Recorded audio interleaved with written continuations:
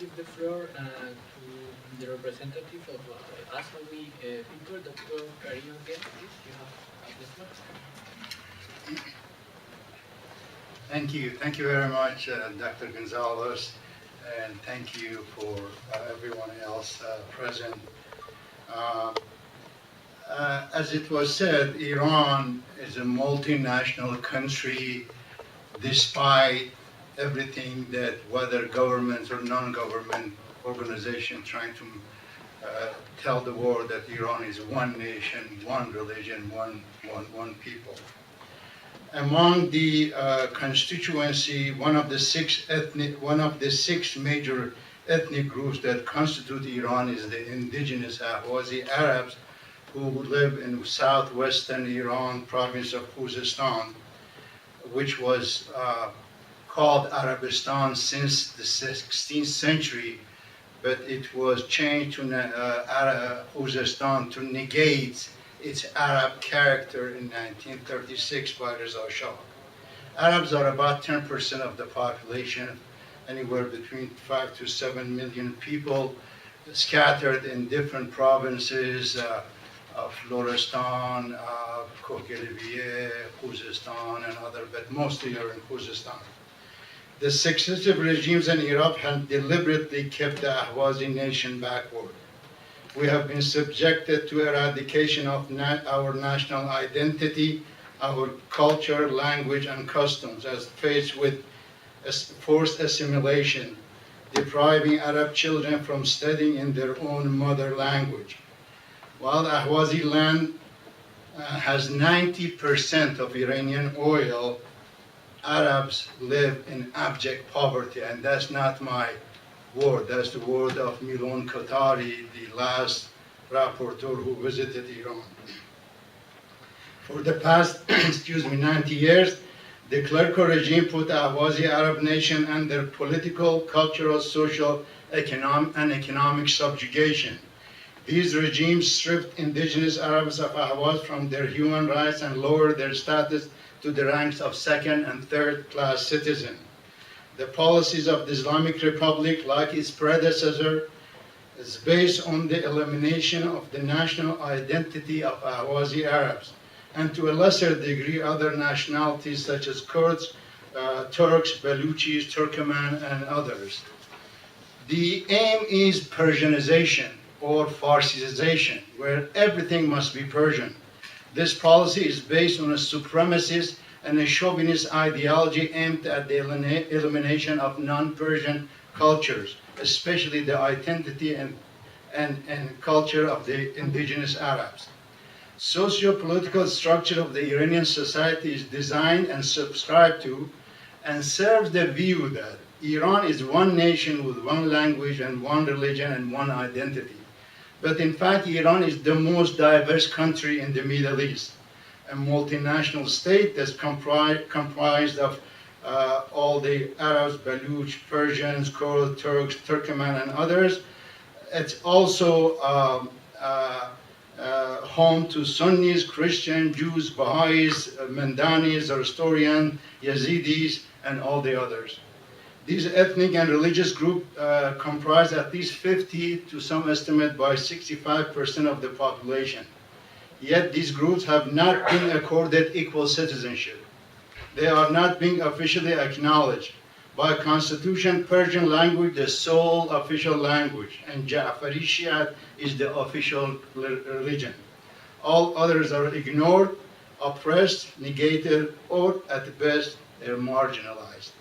According to Mr. Haji Babai, former deputy minister of education in Iran, in 1993, he said only 30% of the first graders that enter the school have Persian as their mother tongue.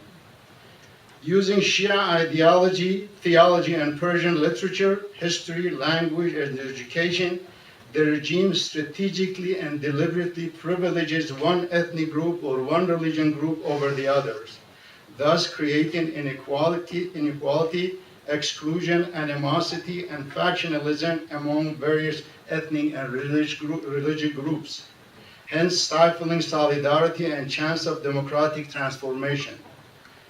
But by being silent on these issues, Iranian media, writers, poets, Persian opposition groups as well, and intellectuals are actually accomplices to these perpetual ethnic and religious oppression by not speaking up.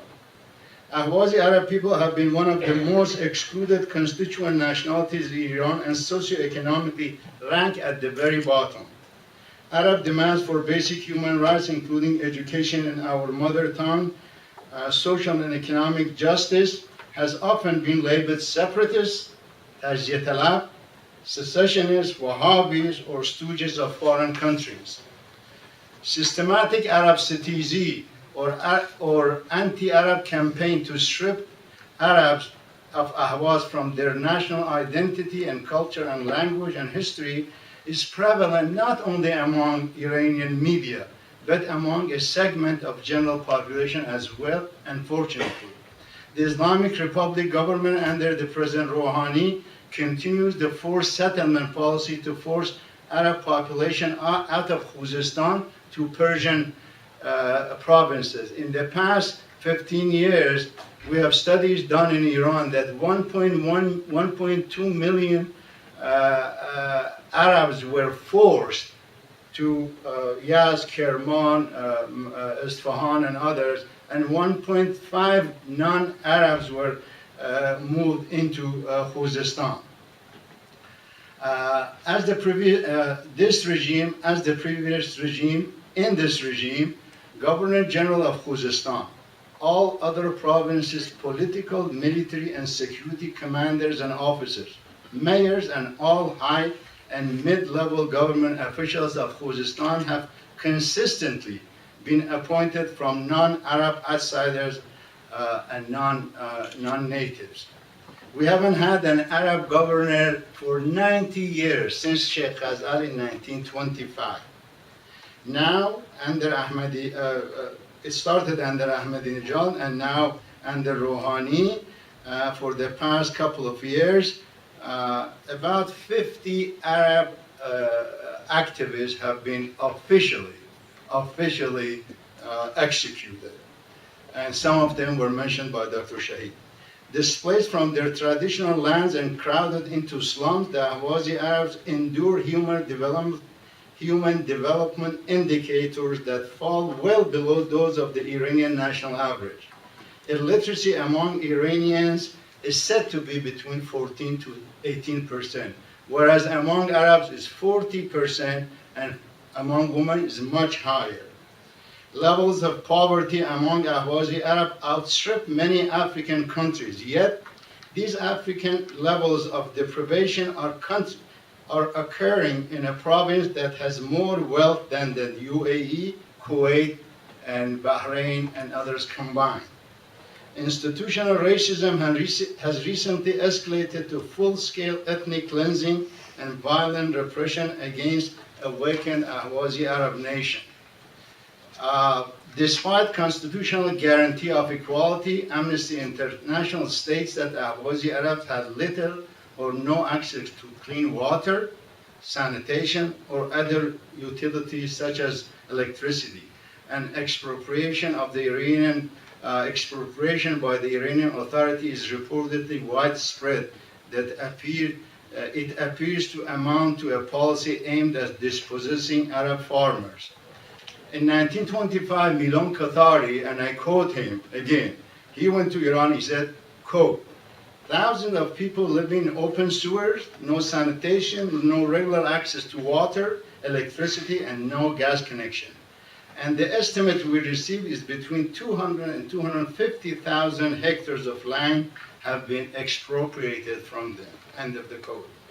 Ethnic cleansing has been stepped up under the Ahmadinejad and Rouhani administrations with the creation of 155 square kilometers called Arvan Free Zone, and everyone should Google that, a military industrial zone along the border with Iran, Iraq, that in order to create this, they had to evacuate and force 44 Arab villages from these areas. The confiscation of indigenous Arab-owned land by the Iranian government has been an established policy since 1925. The confiscated Arab lands are typically given to non-indigenous settlers. In the past 15 years, at least 400,000 hectares have been either purchased at very extremely low prices or forcefully were expropriated.